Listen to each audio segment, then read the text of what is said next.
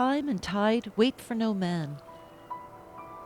And for as long as we can remember, we have been trying to speed time up, slow it down, or otherwise harness it in some fashion.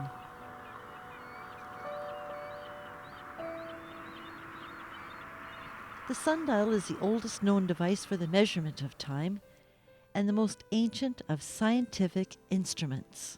Any sundial works on the same principle in that there is a part of the item that throws shadow. If sun shines on it, it'll throw shadow somewhere. And if you monitor the progress of the shadow, you can mark time. Each sundial does it in a slightly different way. Now a retired cardiologist, he remembers the first sundial that left an impression, inspiring him to pursue the science and craft of making these timeless timepieces. I saw a nice sundial on television. There's a huge sundial made by a lady called Wendy Taylor. And it's standing on at St. Catherine's Dock in London, UK. And it's an equatorial sundial, which is quite big, and it's supported by 4 chains. And I thought this was really neat, and it was really inventive. By all accounts, a reasonable facsimile of Wendy Taylor's timepiece, and a passion that appeals to his pursuit of precision and perfection. I think it's the combination of aesthetics, of what they look like, and the science that is involved. Because some of those sundials can be really very complex, and it's intellectually challenging just to design them. And then it's challenging to execute them, to actually make them look good.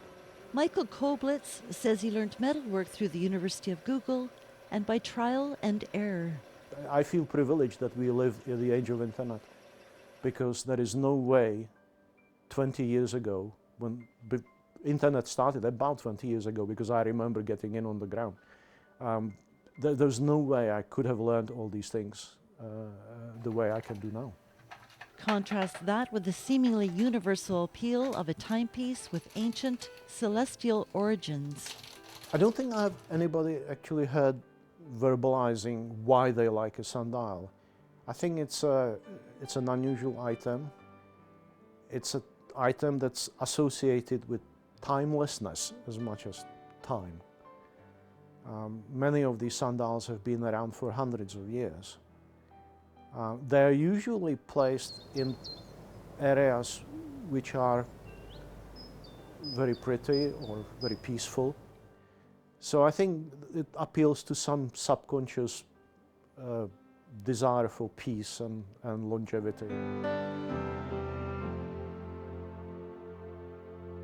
Each sundial is scientifically correct and will tell time if correctly positioned.